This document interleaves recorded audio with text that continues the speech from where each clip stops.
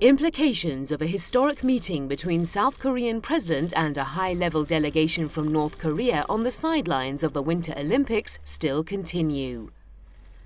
Many say the meeting, which was marked by a surprise invitation for President Moon Jae-in to visit Pyongyang, is already contributing to a thaw in tensions on the Korean Peninsula. But there is one specific party which is not happy about any chance of a thaw in relations between the two Koreas, the United States of America. U.S. Vice President Mike Pence, who participated in the inauguration ceremonies of the Winter Olympics, emphasizes Washington and Seoul still stand united in efforts to bring maximum economic and diplomatic pressure on North Korea. But what can justify America's reluctance toward any effort to ease tensions on the Korean Peninsula? The United States, we can even see this emblematized by Mike Pence's presence at the Olympics.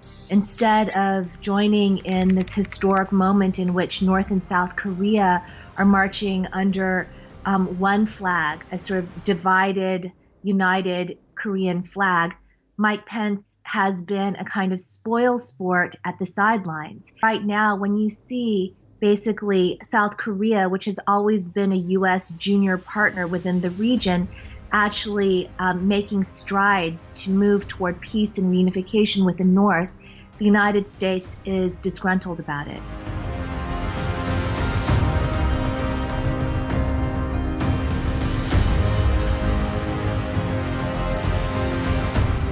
Many already believe that North Korea's ability to steal the show at the Winter Olympics was a blow to America's efforts to demonize the country, specifically over the past few months.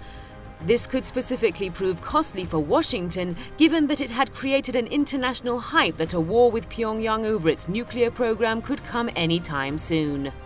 But the question is why the administration of U.S. President Donald Trump is straining itself so hard in its anti-North Korea psychological warfare, and why Washington disfavors Seoul's independent push for peace with Pyongyang. This is not some sort of cynical ploy by North Korea. It's nothing of the sort, even though the U.S. media tries to portray it as such.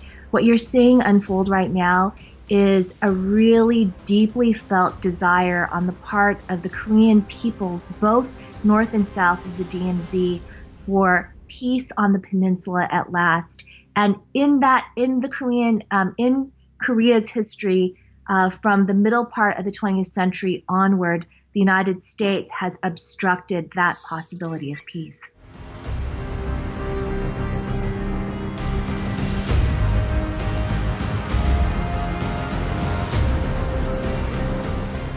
Many are asking to what extent Washington will allow Seoul to go ahead on its own to ease tensions with North Korea. But one will have to remember that President Moon Jae-in won election last year on a platform of popular promises that included resolving the crisis with Pyongyang. It is in fact, as is clear from the current mood in South Korea, that what the people of the country never want is a war with the North that Washington is trying to push ahead with.